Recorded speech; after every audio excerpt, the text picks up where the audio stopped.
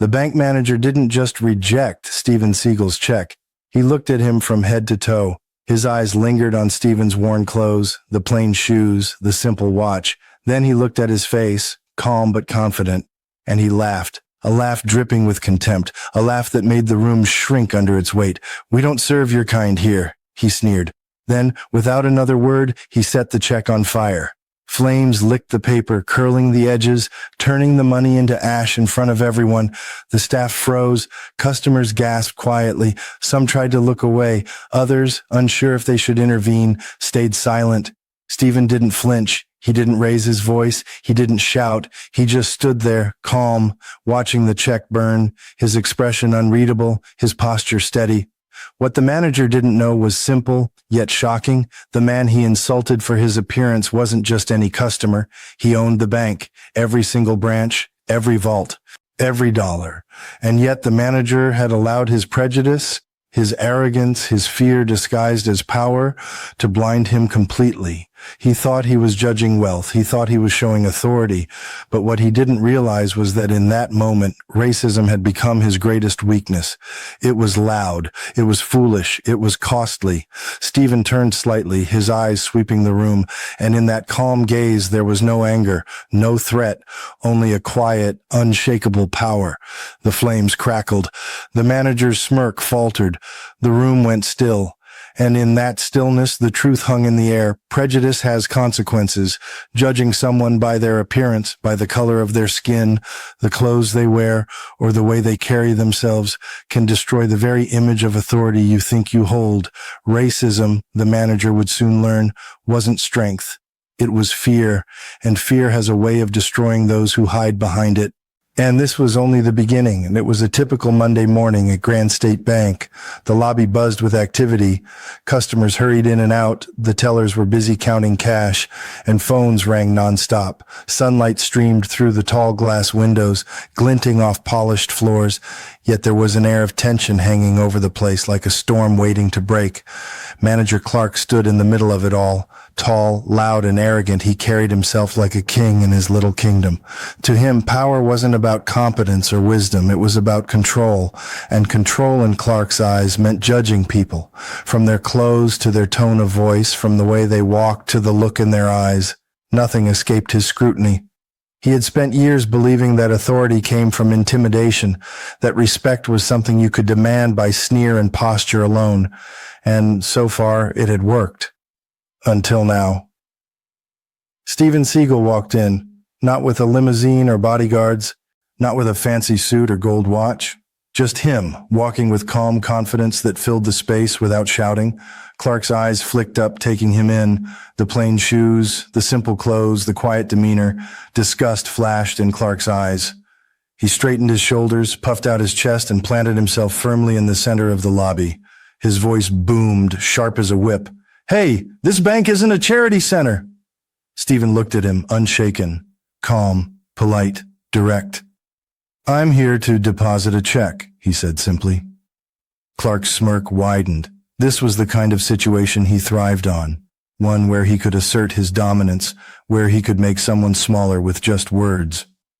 "People like you don't have accounts here," Clark spat, letting the words hang in the air like a challenge. The staff glanced nervously at each other.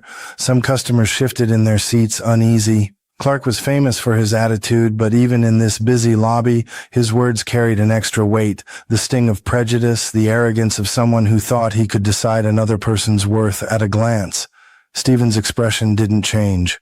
His calm, steady gaze met Clark's, almost as if he could see through the facade, through the arrogance and fear masquerading as authority. Clark, fueled by ego, leaned forward slightly, his voice dropping with mockery. "You don't belong here. Go back to where you came from." The room felt heavier. People's eyes darted between the two men, waiting for an explosion, either from the manager's rage or the customer's response. And that's when Steven said something that would hang in the air long after the check had burned. "Racism is loud because it's scared. A silence swept the bank. It was as if every phone call, every cash drawer, every busy task had paused, waiting for Clark's next move.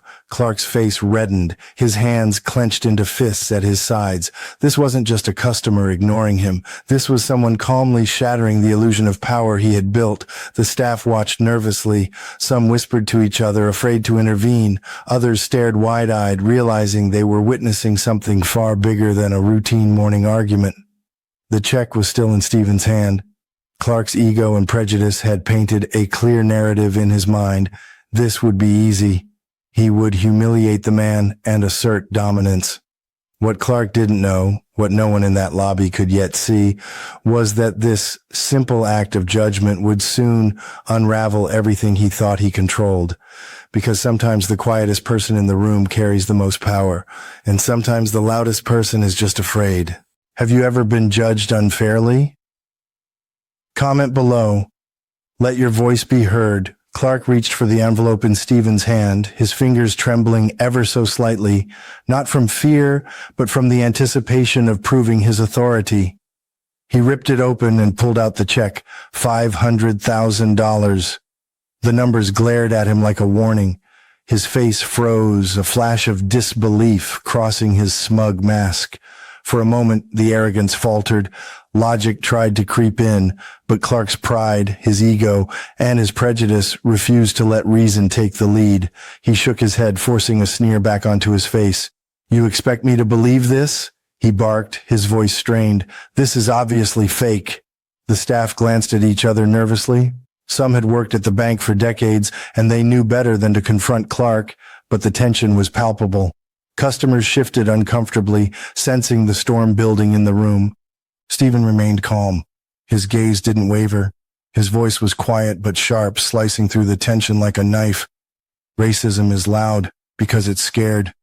The words hit Clark like a punch to the chest. He opened his mouth, ready to retort, but no words came. The room seemed to hold its breath. Clark's mind raced. Here was a man, plainly dressed, quiet, unassuming, standing in front of him, shattering everything he thought he knew about control, authority, and power. And all it took was a calm voice and undeniable truth. Fueled by embarrassment and anger, Clark's ego finally took over.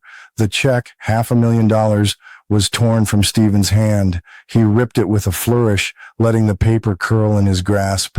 Then, in a theatrical display of arrogance and contempt, he tossed it into the trash can.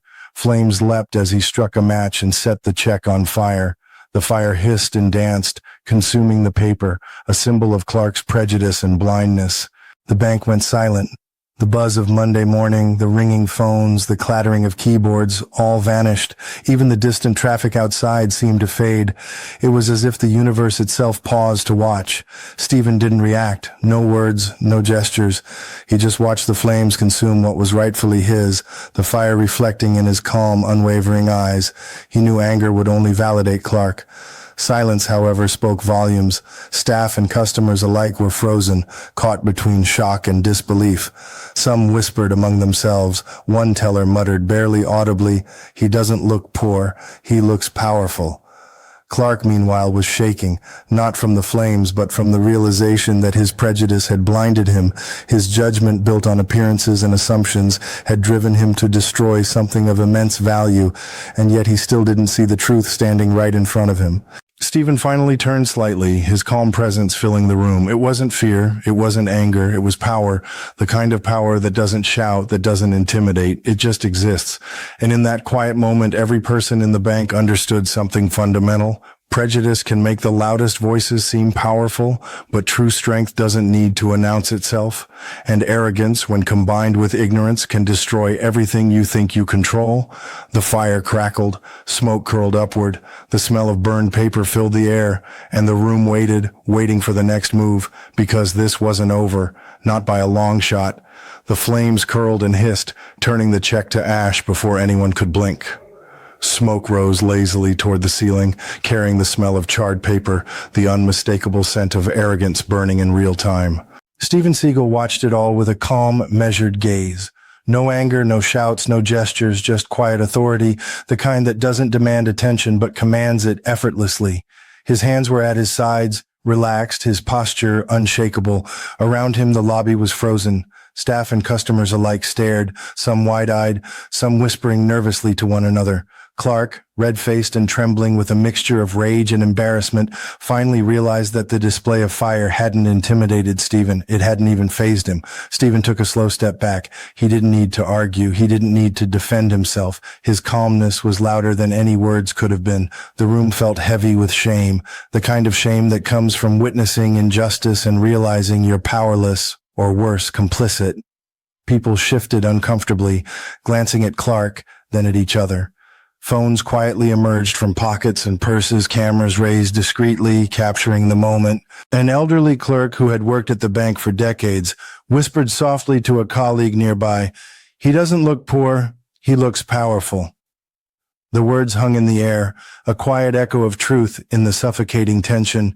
And yet, Clark still refused to see it, still refused to acknowledge the reality that the man he had just humiliated was more powerful than he could imagine. Steven slowly turned toward the exit. Each step was deliberate, calm, unhurried. The fire had burned the check, but it hadn't burned his dignity. The silence of the lobby seemed to stretch, stretching the moment into eternity. Customers and staff alike held their breath, waiting to see what would happen next, unsure if this quiet man would finally react or if Clark's humiliation would escalate into confrontation. Then came the whispers, growing louder as phones were discreetly raised. "Who is he? He just stayed so calm. He's not angry." That's terrifying. Clark's face grew paler with each passing second. Every eye in the room was on him, silently judging him now. No one laughed. No one spoke. Everyone understood in that long, heavy pause that arrogance and prejudice had just been exposed. Steven reached the door. The sunlight from outside spilled into the lobby, catching his silhouette, calm, dignified, unshaken. And then, just as he was about to step out, the doors swung open again. The sound startled everyone. Phones paused, whispers died down. All eyes turned toward the entrance. A sleek black executive car had pulled up outside. 3 senior officials in sharp suits rushed into the lobby, moving with urgency, but also with respect. Their eyes immediately found Steven. "Mr. Seagal, apologies for the delay," one of them said as they approached. Clark froze. His mouth opened, but no words came out. "Seagal," he whispered, disbelief in his voice. "Yes," one of the executives confirmed. "He's the majority owner of this bank." The room gasped collectively. Some customers stumbled back slightly, their hands covering their mouths. The staff exchanged shocked glances. Clark's legs felt like lead. His confidence evaporated in an instant. Steven turned his gaze back toward Clark, calm as ever, and said quietly but sharply, "You judged me by my appearance. That tells me everything about your leadership." The words hit the room like a hammer. Silence deepened. Every person in the bank understood that something monumental had just occurred. In that moment, the fire wasn't the check, it was the truth. The doors swung wide and 3 sharply dressed senior executives entered the lobby. Their polished shoes clicked against the marble floors, commanding attention without a word. The chatter and whispers that had filled the room moments ago fell completely silent.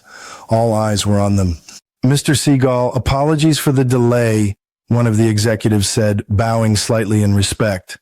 Their tone was calm but firm, carrying authority that matched Steven's quiet confidence. Clark froze. His chest tightened. His hands twitched at his sides. Something wasn't right. He had humiliated this man. He had burned a $500,000 check right in front of everyone. And now these men were showing deference to the very person he had insulted.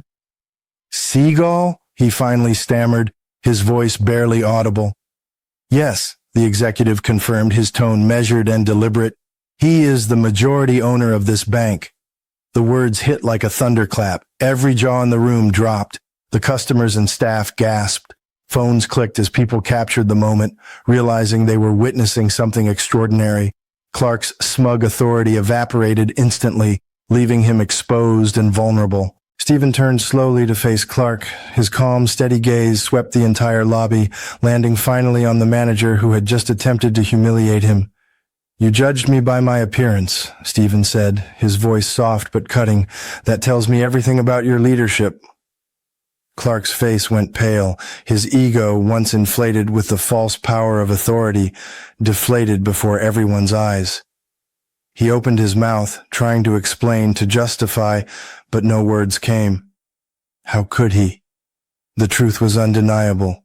In his arrogance and prejudice, he had misjudged the man who controlled the very empire he managed. The staff whispered among themselves, astonished. Some shook their heads in disbelief. Others exchanged glances, realizing the bank's hierarchy was not what they thought. The elderly clerk, who had muttered earlier about Steven's quiet power, now stood a little taller, a subtle smile forming as she watched events unfold. Steven's calmness was deliberate. He didn't shout, he didn't gloat, he let the truth speak for itself, letting Clark's prejudice and fear unravel naturally. Every person in the room could feel it, every glance, every subtle gesture, every silence confirmed Steven's authority far more than words ever could. Clark's hands trembled slightly, his mind raced. He had judged someone based on appearance, and it had cost him, literally and figuratively, the check he had destroyed. $500,000, meaningless to Steven, but symbolic of Clark's short-sighted arrogance. His reputation, already crumbling in front of witnesses, his authority, null and void. The executives approached Steven with deference, and the room collectively realized the gravity of the situation. The man they had assumed to be ordinary was anything but. Steven turned back to Clark one final time. Leadership isn't about judging others, he said. It's about understanding. It's about respect. And respect doesn't come from fear nor from prejudice. The silence in the bank was deafening. Every customer, every employee, every onlooker understood the lesson being delivered. Arrogance and racism may give the illusion of power, but the truth always prevails.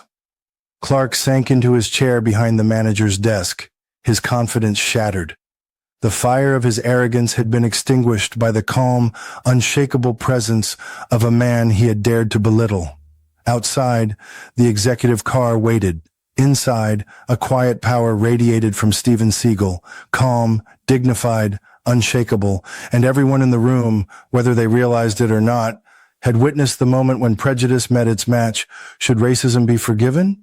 Comment fire or no mercy, Clark slumped into his chair behind the manager's desk, the weight of reality crushing him. His confident posture had disappeared, replaced by a trembling, defeated figure. The manager, who had laughed, sneered, and humiliated someone he assumed was beneath him, now faced the full consequence of his prejudice. I didn't know who you were, Clark stammered, his voice shaking. The words sounded hollow even to his own ears. Steven Seagal didn't raise an eyebrow. He didn't need to. Calmly, he stepped closer, his presence commanding the room without shouting. His voice was measured, almost icy in its precision. You shouldn't need to know who someone is to treat them with respect. The staff and customers watched, captivated. Silence lingered like a heavy curtain over the bank, broken only by the occasional rustle of papers or a quiet gasp from someone in the crowd. The lesson was clear. Arrogance, racism, and assumptions had no place here. And they had just cost someone more than money. They had cost dignity. Steven's gaze swept across the room. His calm eyes fell on the elderly clerk, the woman who had whispered earlier, noticing the quiet power in someone who treated everyone with basic human decency. One person treated me like a human, Steven said, his voice carrying weight far beyond the words themselves. He pointed to the clerk. She's the new branch manager. Applause broke out across the bank. Some clapped tentatively, unsure if it was appropriate. Others couldn't contain themselves, cheering openly. It wasn't just for a promotion. It was for justice, fairness, and the recognition that integrity and respect mattered far more than arrogance or appearances. Clark's face turned red with humiliation. Every eye in the room bore into him, silently condemning the actions he had taken. His authority, once assumed to be untouchable, had been stripped away in a matter of minutes. His prejudice had been exposed for what it truly was, weakness masquerading as power. Steven turned toward the exit. Each step was deliberate, dignified, calm. He didn't gloat. He didn't shout. He simply walked, leaving behind a room that had witnessed a lesson in humility and respect. Outside, the executive car waited, the doors opened, and Steven slid inside.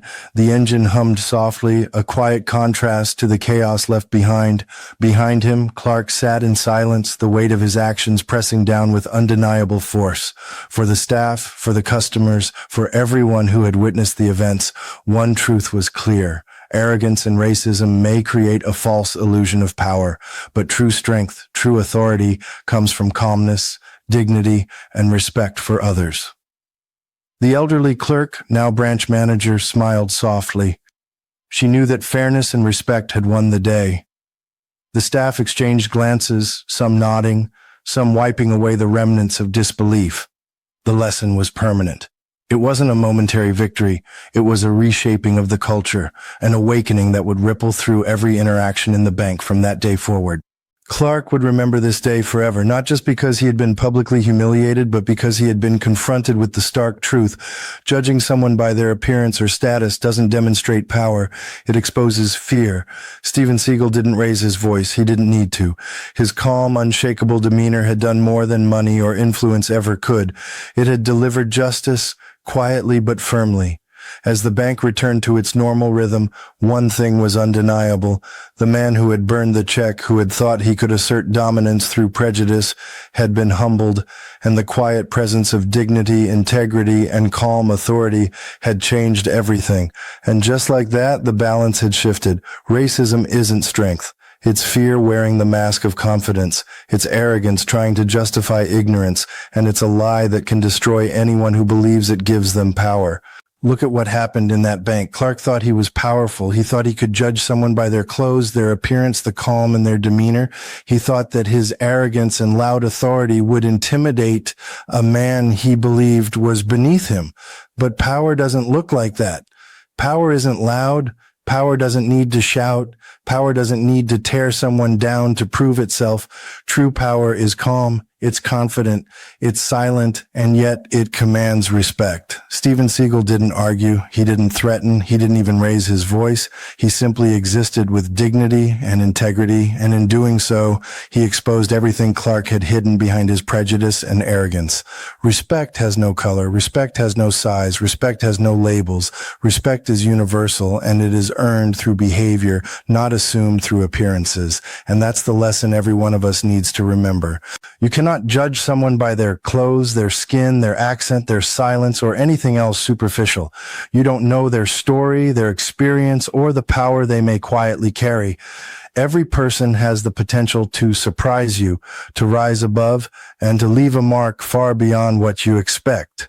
Arrogance and prejudice might make someone feel temporarily strong, but in truth, they expose weakness, fear, insecurity, and ignorance are loud. They're defensive. They scream to cover up a lack of understanding, a lack of empathy. Meanwhile, calm confidence, dignity, and integrity speak volumes. They don't need to demand attention. They don't need to prove themselves with anger or destruction. They simply are.